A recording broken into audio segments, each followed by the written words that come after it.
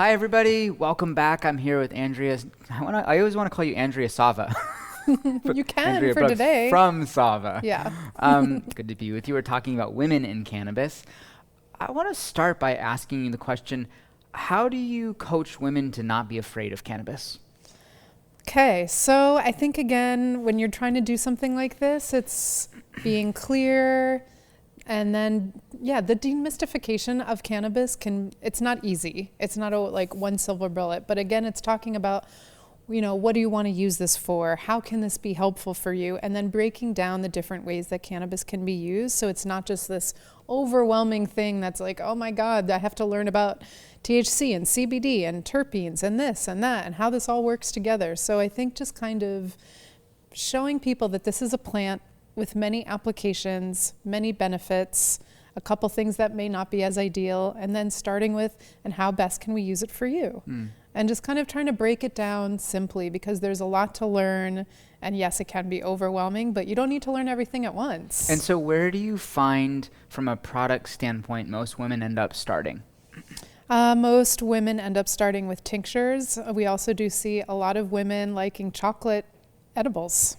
Having that nice Women little like your chocolate. Women like chocolate. I know. I hate to put it out there in a way, but we do see a lot of that. It's a great treat, especially like midday or at nighttime. But that's where we're seeing. I mean, we also see a lot of vaping and cartridges, but for a lot of women that are new to cannabis, we see them going to tinctures first. And does it matter if it's THC alone, THC, CBD, CBD dominant? Like where do women usually start on the spectrum of which cannabinoids to choose?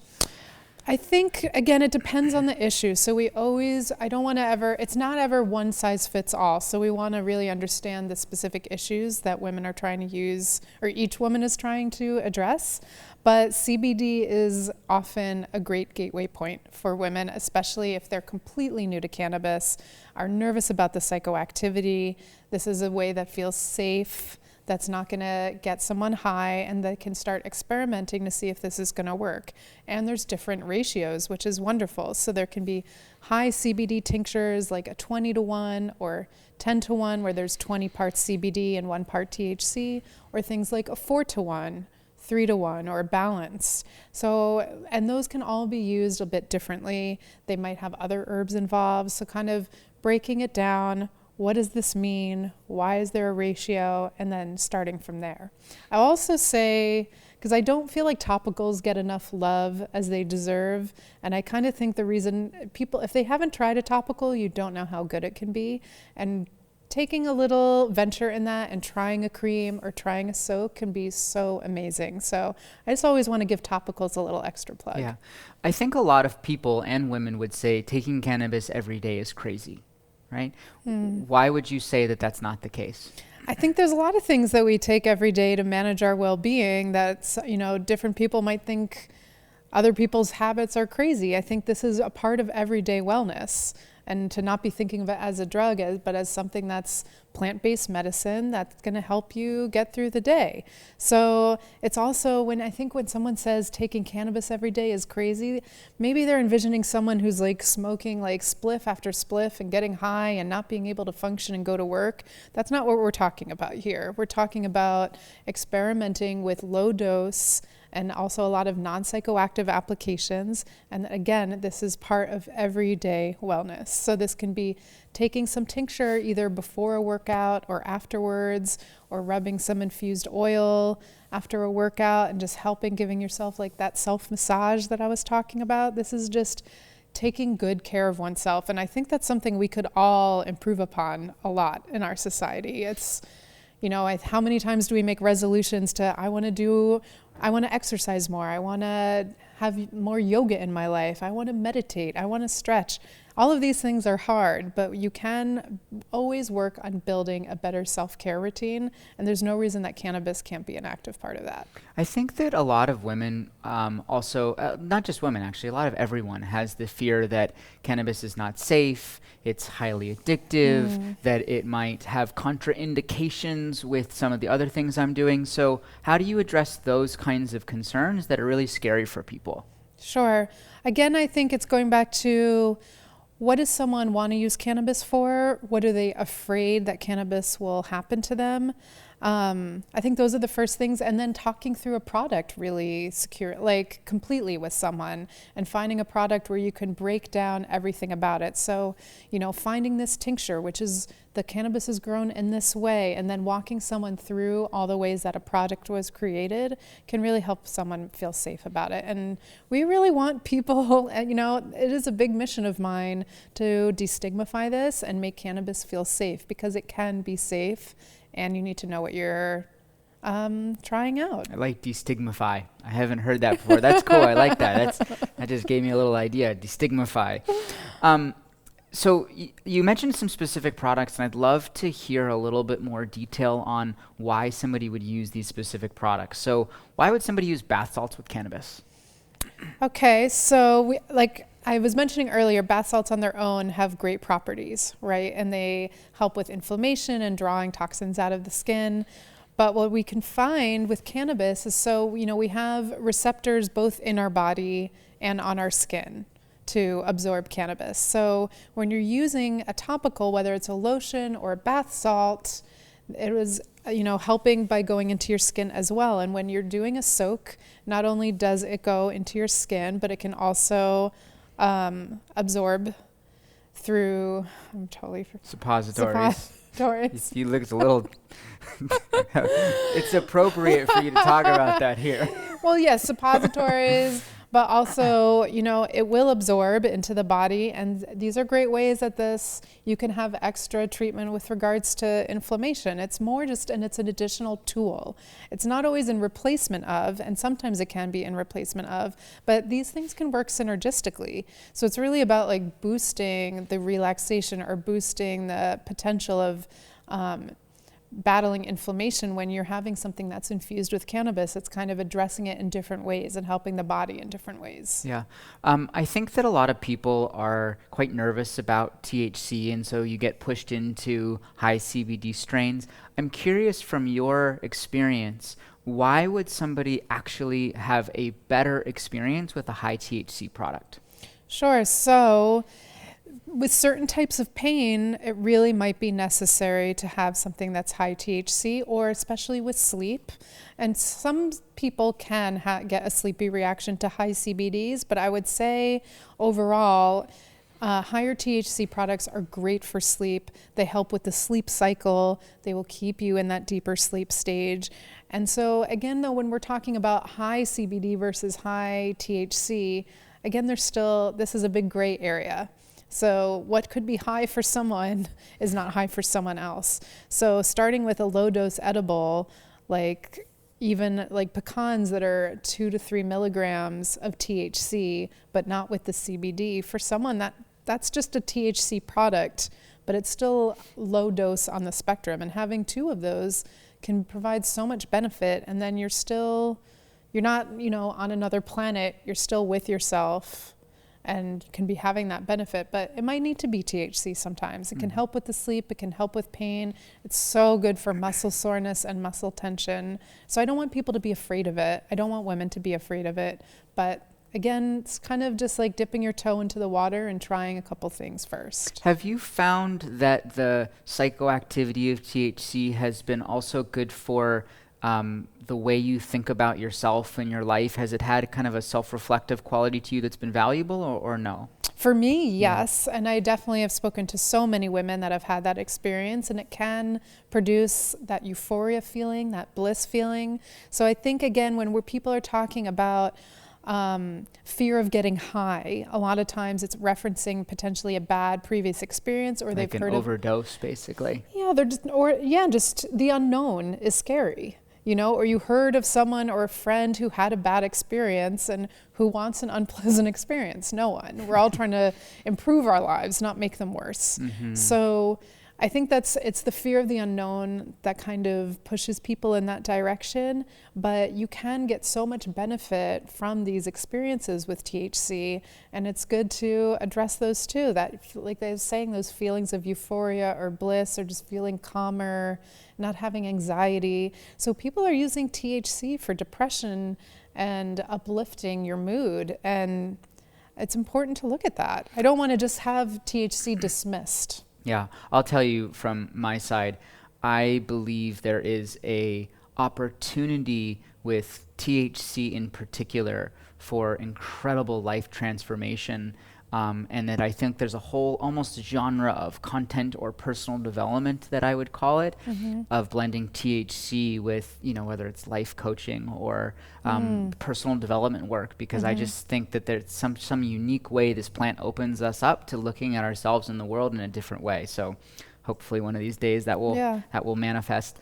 Can you list out, if you will, the products that women could use that don't get them high? If you were to kind of like give it a list, if you will, and say, well, you could do this and you could do this and you could do this. That way there's an understanding of what that product landscape would look like. Sure. So you can use high CBD tinctures, or you could use tinctures that have just the raw acids of the plant, like THCA or CBDA. So multiple types of tinctures do not have psychoactive components. Most topicals should not be bringing any sort of psychoactivity. The outlier would be if you're using a patch that has THC in it, but because then it's penetrating the blood barrier. But you can be using all of those topicals, which is lotions, creams, bath salts, all of these different things, including serums for your face or eye creams. None of those will be psychoactive. The list goes on. High CBD edibles or vaping high CBD concentrates. Same goes with if you're smoking high CBD flowers. Again, you want to pay attention to that ratio though, because when we're talking about what's high CBD, you're wanting something that's in the range where you're getting very minimal THC, so that it's not something that you're feeling, and you need to make sure that that's clear on the package or the product. What do you think in milligrams is the threshold of a dose where somebody will start to feel some psychoactivity with THC? Well, it really varies per person. When we talk about low dose, there's still variance there, and everybody has a different body. So if someone really hasn't experimented with THC at all, I would really advise someone to not have more than 1 milligram to start. Because you can feel that. For some people, they may not feel it at all, and for other people, they can feel it. And again, when I'm saying you can feel it, I'm not saying you're going to be like, whoa, in the clouds, but that feeling of maybe you've had a glass of wine or just more relaxed, something like that. So when we're talking about starting low, I think start really low. Start with 1 milligram, see how it goes. Yeah, I agree with that completely. Just quickly talk about cannabis skincare. And this is an area that's just developing. And I'm curious if you've had any personal experiences or client experiences with why somebody would use a CBD-like skincare or THC skincare. Well, I love that this field is developing, and I think it's going to be huge. I think it's going to be really huge because, again, bringing it back to the fact that this is a plant with many amazing attributes, and especially if you're someone who's into natural health and you already are looking to natural ways to help your skin and you want herbal medicine and topicals like that, this is just another amazing tool to have. So we have all of the anti-inflammatory properties of CBD and THC that we know help with all these, we're talking about it helps with our nerves and with our muscles. It's great for skin irritations. All of these things can improve the skin on our face as well. It's all one big organ. So I've seen increasing serums coming on the market because it really can help with redness and inflammation, and eye creams that are coming out. We carry an amazing eye cream already, and it's just so cooling and you feel refreshed and it's moisturizing for your skin. And then also I think increasing lip balms are going to be a big one. Again, it does not get you high. It has cannabis in it, unless you wanted to eat your entire lip balm, which I would not advise to do, and is not part of the suggested use. It's not gonna have psychoactivity either, but it's really good for cold sores or any of the irritation. When it's cold outside and our lips get all dry and irritated around, it's such an extra beneficial way to soothe your skin. That's awesome. I think the topicals line and skincare line in cannabis is going to be so massive, mostly just because it's so effective, right? I mean, it can be so effective for so many different skin conditions, inflammation conditions, all that stuff. Yeah. Is there any precautions for women with cannabis? Anything, whether it's contraindications with other medications, whether it's them using it at different parts of their life, maybe through menopause or later or earlier, anything that women should be aware of? So one thing we're also seeing, which I didn't really get into, but cannabis being used as aphrodisiacs as well, and that certain formulations can really boost desire or make you feel more calm rather than being anxious when you're having an intimate situation. So if you were to use certain suppositories or sprays, you need to make sure that they wouldn't interact with condoms. So that would be one thing. Maybe not exactly what you were going for, but those are things. Those are things I think to be aware of, that these are still containing oil and that may not work well together with other safe sex practices. In terms of the other types of day-to-day usage with like birth control, these things, it shouldn't interact with anything like that. And is there any medications that people are taking that you have known cannabis to have a negative interaction with?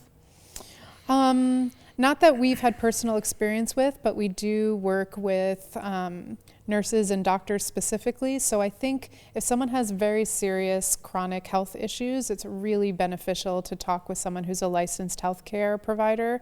And we have specific partnerships so that when someone is coming to us, we really try to work together and not just make a guess out of the blue. Especially if you're taking a lot of different things, you want to do a whole check to make sure this is going to work well with your body. Got it. All right, a few final questions for you. So want to get personal with you for a moment around some of these categories. So you mentioned beauty as a category. So how do you personally use cannabis products for your kind of personal beauty regimens? Sure. So some of what I mentioned already. So I do now at this point, it's evolved. I'm using it more and more. So last year I started, with the cannabis oils, I started doing self-massage, and then one day I was like, I'm just going to rub this all over my face too. And I just felt like my face had that kind of glow afterwards. And then once I started seeing serums come on the market, and some of our providers started making them too, now that's what I'm using. So I use a CBD serum, and then I use a THC infused facial oil over that, as well as my eye cream, and I use my lip balms, and I'm doing that twice a day, and it feels amazing. You do have very nice skin. Thank you. And I really do feel, I'm someone who has like combination skin, and I get dry skin, and the weather's like always fluctuating and changing, and I feel like it does create a better balance for me, and that. And has it been more effective than without cannabis? I think so. Yeah. I do think so. Yeah. Okay. Then you had these three categories. You had beauty. Then you had acute issues, right? Acute based issues. So have you used cannabis in your own life or anything like that? I use cannabis for chronic pain, which is something I've been dealing with now for about 6 years, and is something I'll probably have to manage for the rest of my life. So I am using tinctures throughout the day. I also will occasionally vape or use edibles as well. Tinctures are always like my mainstay because for me, it's a great way for me to be dosing. And you do use CBD dominant tinctures? I use CBD dominant tinctures, but I do, I start with a higher CBD earlier in the day, and then at night I use a 1-to-1 and bump up my THC. And then when I'm having edibles at night, they're usually THC dominant. And what are your doses that you use for you personally? For me personally, I keep it pretty low. I'm looking at around somewhere between 2.5 to 5 milligrams in my dosages throughout the day and at night. So yeah, that's small, pretty much. that's small doses. Small doses, but you can feel it. You can feel a lot from something small. Microdosing is a big movement right now, and learning how to integrate that into your life. And I'm able to be functional and feel well and manage my pain with those low doses. And then if I feel that my pain is increasing and I need something more, I'll usually bump up my THC a little bit. Yeah, awesome. What do you think the cannabis movement needs most today? Let's see, community and education. I think we are learning a lot about this plant, and there is still, I think maybe transparency is actually the overarching above community and education, that we need to be clear both in our relationships with each other and all about the usages of this plant and how it can be best applied to our lives. Beautiful. And, yeah. And then today, what's the most important lesson you want people to leave with from today's class? That even though it can feel daunting, implementing cannabis into your life can be easy. Just take some baby steps and start somewhere, and then you can move on from there. That's awesome. And where can people find your amazing store?